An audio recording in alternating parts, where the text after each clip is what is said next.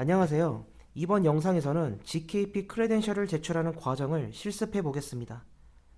본격적인 실습에 앞서 GKP가 무엇인지 먼저 살펴보겠습니다.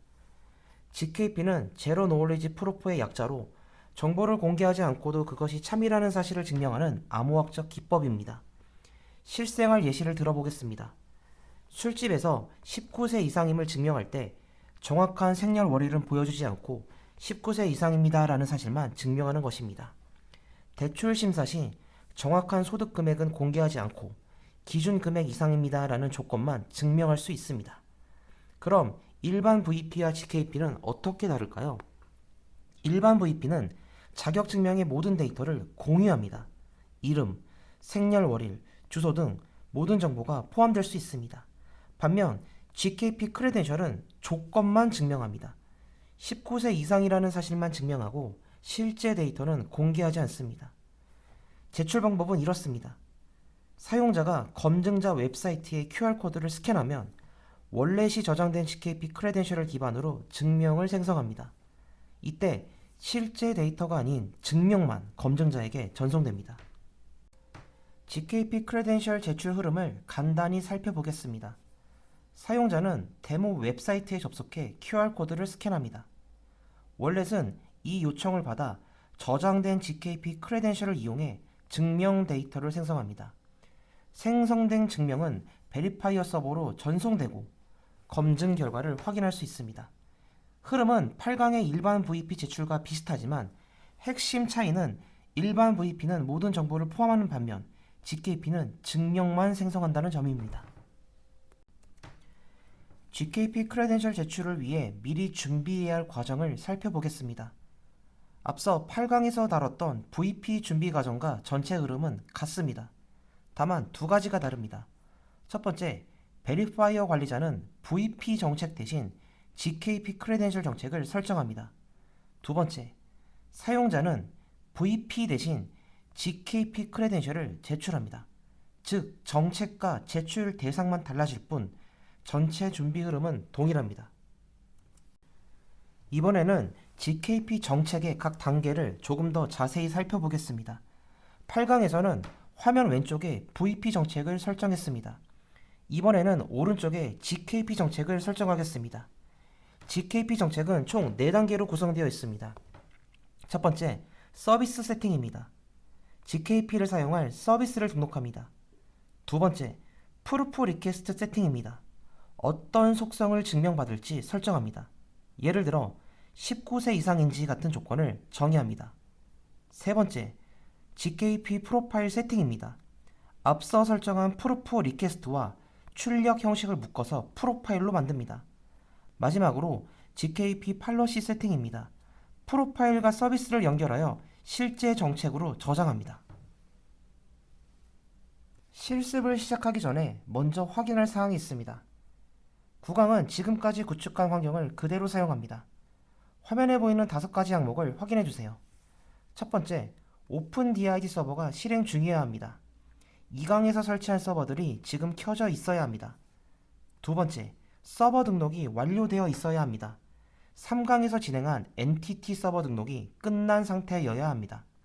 세 번째, 모바일 앱이 설치되어 있어야 합니다. 4강에서 스마트폰에 OpenDID 앱을 설치했을 겁니다. 네 번째, 사용자 등록이 완료되어 있어야 합니다. 5강에서 진행한 내용이죠. 다섯 번째, 신분증 VC가 발급되어 있어야 합니다. 6강에서 신분증 VC를 발급받으셨을 겁니다. 신분증 VC를 발급받을 때 GKP 크레덴셜도 함께 발급받았습니다. 이번 실습에서는 이 GKP 크레덴셜을 제출하게 됩니다.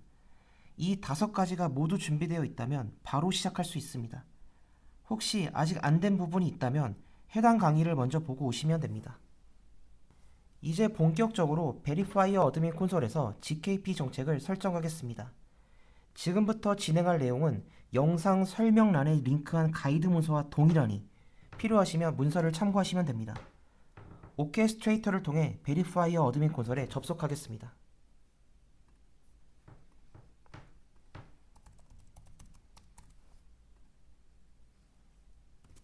이제 GKP 정책을 설정해 보겠습니다. 이번 실습에서는 6강에서 발급한 신분증 GKP 크레덴셜을 검증하기 위한 정책을 만들어 보겠습니다. 먼저 서비스 등록부터 시작합니다. 서비스 컨피그레이션 메뉴로 이동하겠습니다. 레지스터 버튼을 클릭합니다. 서비스 설정은 사용자가 GKP 크레덴셜을 제출할 때의 환경을 정의하는 단계입니다. 8강의 VP 서비스와 비슷하지만 몇 가지 항목만 다르게 입력하겠습니다. 먼저 서비스 항목입니다. 서비스를 식별하는 고유 아이디입니다. 다음은 락 스테이터스입니다. 언락으로 설정합니다. 다음은 디바이스입니다. 다음은 서브미션 모드입니다. 다이렉트로 설정합니다. 다음은 베리피케이션 타입입니다. GKP를 선택합니다. 다음은 베리파이어 서버에 URL을 등록하겠습니다. Add 엔드포인트 버튼을 클릭합니다.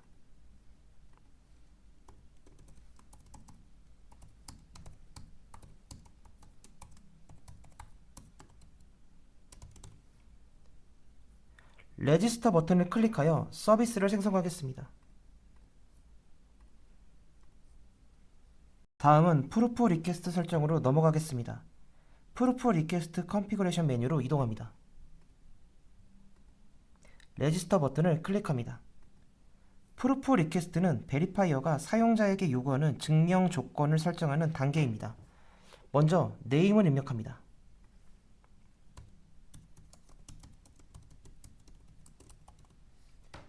체크 어베일러빌리티 버튼을 클릭하여 네임의 중복 여부를 확인합니다. 다음은 버전입니다. 다음은 E2E 암호화 방식입니다. 현재 오픈DID에서는 고정된 방식만 지원하고 있으며 향후에는 다양한 알고리즘 조합을 선택할 수 있도록 확장할 예정입니다. 다음은 리퀘스티드 어트리뷰츠입니다. GKP 크레덴셜에 반드시 포함되어야 하는 필수 속성을 정의합니다. Add 어트리뷰트 버튼을 클릭합니다. 팝업에서 스키마를 선택합니다. 6강에서 생성한 신분증 GKP 크레덴셜 스키마를 선택합니다. 화면 하단에 속성들이 나타나면 젠더 체크박스를 체크합니다. 다음은 크레덴셜 디피니션을 선택합니다. Add 버튼을 클릭합니다. 다음은 Requested Predicate입니다. 특정 조건을 만족하는지 검증하는 설정입니다. Add Predicate 버튼을 클릭합니다. 팝업에서 스키마를 선택합니다. birthDate 체크박스를 체크합니다. Predicate 타입과 Predicate value를 입력합니다.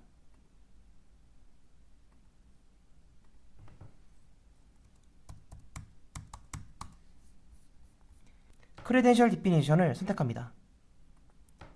이 설정은 생년월일이 2000년 1월 1일 이전인지만 증명합니다. 실제 생년월일은 공개되지 않고 조건 충족 여부만 검증합니다. Add 버튼을 클릭합니다. 레지스터 버튼을 클릭하여 프루프 리퀘스트를 생성하겠습니다. 다음으로 GKP 프로파일 설정으로 넘어가겠습니다. GKP 프로파일 매니지먼트 메뉴로 이동합니다. 레지스터 버튼을 클릭합니다. GKP 프로파일은 앱이 참조할 제출 요구사항을 정의하는 단계입니다. 먼저 타이틀을 입력합니다.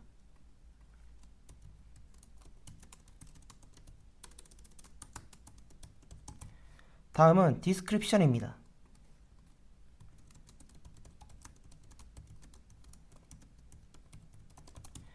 다음은 인코딩입니다. 현재는 UTF-8만 지원됩니다. 다음은 랭귀지입니다. 다음은 프루프 리퀘스트입니다. 앞서 생성한 신분증 프루프 리퀘스트를 선택합니다. 레지스터 버튼을 클릭하여 GKP 프로파일을 생성하겠습니다.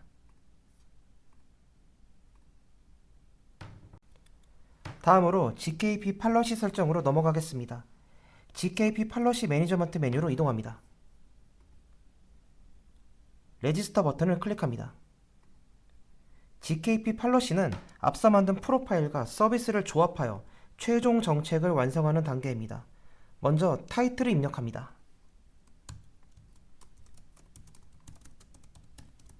다음은 프로파일입니다. 앞서 만든 GKP 프로파일을 선택합니다. 서치 버튼을 클릭합니다. 팝업에서 선택합니다. 다음은 서비스입니다. 앞서 만든 서비스를 선택합니다. 서치 버튼을 클릭한 후 팝업에서 선택합니다.